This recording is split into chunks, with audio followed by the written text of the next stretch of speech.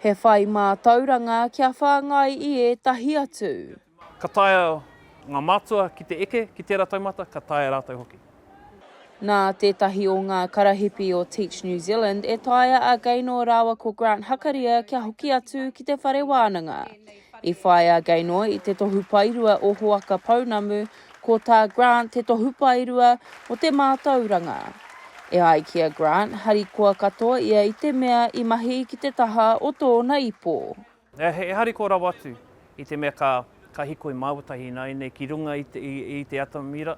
I tangi hotu I he taiwa.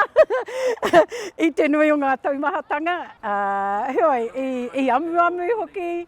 Ko tā Gaynor, he uaua kia hoki atu ki te whare wānanga hei pakeke.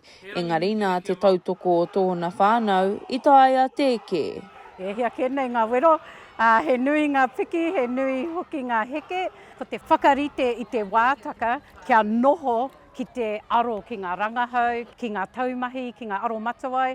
Pōkeru katoa nā hau, ka mutu pōkeru katoa taku whānau. He tauira pai rāua kia mātau, kia whakakoke hia, tonu hia te ara ako. Kia kauara e mutu, noiho ki te tohu paitahi, me haere tonu ngā akoranga nā te mea e kore rawa koe e mutu.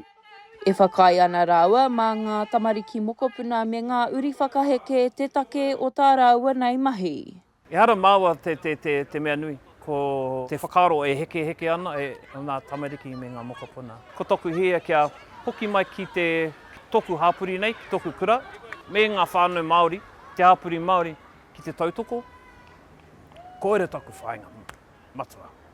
Kua hoki atu rāua ki te akomanga me te whāinga kia whakarauora, kia whakapakiri I te reo me te whakakipakipa I ngā tamariki me ngā whānau kia haere ki te whare wānanga kia ako. Halle Taite-Pitama, Tahu News.